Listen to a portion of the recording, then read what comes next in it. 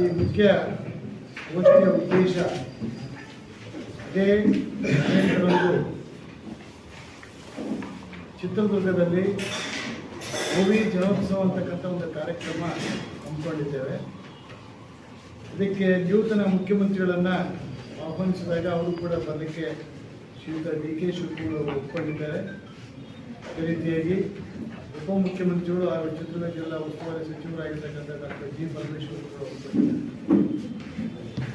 ನಮ್ಮದು ಪ್ರತಿ ವರ್ಷ ಜುಲೈ 18ನೇ ತಾರೀಕು ಭೋವಿ ಜನೋತ್ಸವ ಅಂತಕ್ಕಂಥ ನಮ್ಮ ಕುಲಗುರುಗಳ ಜನ್ಮದಿನೋತ್ಸವವನ್ನು ಭೋವಿ ಜನೋತ್ಸವನ ರೀತಿಯಲ್ಲಿ ಆಚರಣೆ ಮಾಡ್ತಾ ಇದ್ದೀವಿ.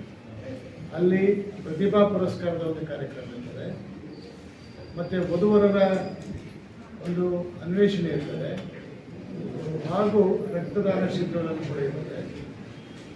ಈ ಕಾರಣದಿಂದಾಗಿ ಜುಲೈ 18ನೇ ತಾರೀಕು ಪ್ರತಿ ವರ್ಷವೂ ನಡೆಸ್ಕೊಂಡು ಬರ್ತಕ್ಕಂಥ ಸಂಪ್ರದಾಯ ರೀತಿಯಲ್ಲಿ ಈ ಸಾರಿ ರಾಜ್ಯದಾದ್ಯಂತ ಮತ್ತು ಹೊರ ರಾಜ್ಯಗಳಿಂದಲೂ ಕೂಡ ಕೆಲವು ಆಹ್ವಾನಿತರನ್ನು ನಾವು ಆಹ್ವಾನಿಸಿದ್ದೇವೆ.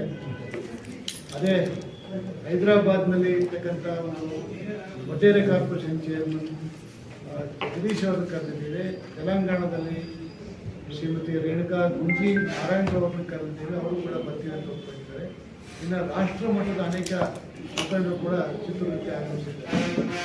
ಈ ಚಿತ್ರದುರ್ಗದಲ್ಲಿ ಸಮಾರೋಪಾದಿಯಲ್ಲಿ ರಾಜ್ಯದ ವಿವಿಧ ಭಾಗಗಳಿಂದ ಆಗಮಿಸಿ ಸಭೆಯನ್ನು ಯಶಸ್ವಿಗೊಳಿಸಬೇಕು ಅಂತೇಳಿ ಪ್ರತಿ ಜಿಲ್ಲೆಗಳಲ್ಲೂ ಕೂಡ ಮುಖಂಡರು ಆಹ್ವಾನ ಮಾಡಬೇಕು ಅಂತ ನಮ್ಮ ಗುರುಗಳ ಆದೇಶದಿಂದಾಗಿ 4 ವಿಭಾಗಗಳನ್ನಾಗಿ ಮಾಡಿಕೊಂಡು ಬೆಳಗಾಂ ವಿಭಾಗ, ಗುಲ್ಬರ್ಗಾ ವಿಭಾಗ, ಬೆಂಗಳೂರು ವಿಭಾಗ ಮತ್ತು ಮೈಸೂರು ವಿಭಾಗ, ಈ 4 ವಿಭಾಗಗಳನ್ನು ಮಾಡಿಕೊಂಡು ಪ್ರತಿ ವಿಭಾಗದಲ್ಲೂ ಕೂಡ ಒಂದು ಗುಂಪನ್ನು ಮಾಡಿಕೊಂಡು ಹೋಗಿ ಆಹ್ವಾನ ಮಾಡಿ ಬನ್ನಿ ಅಂತ ಉನ್ನತ ಮಟ್ಟದ ಸಭೆಯನ್ನು ನಮ್ಮ ಸಮಾಜದ ಹಾಗೂ ರಾಷ್ಟ್ರ ಮಟ್ಟದ ನಾಯಕರಾಗಿರ್ತಕ್ಕಂಥ ಅರವಿಂದ್ ಲಿಂಬಾವಳಿ ಅವರು ಮತ್ತು ಮಾಜಿ ಸಚಿವರಾಗಿರ್ತಕ್ಕಂಥ ನಮ್ಮ ಶಿವರಾಜ್ ತಂಗಡಿಗೆ ಅವರು, ಶಾಸಕರಾಗಿರ್ತಕ್ಕಂಥ ಮುರುಕೇಶ್ ನಗರದ ಶಿಕ್ಷಕರು,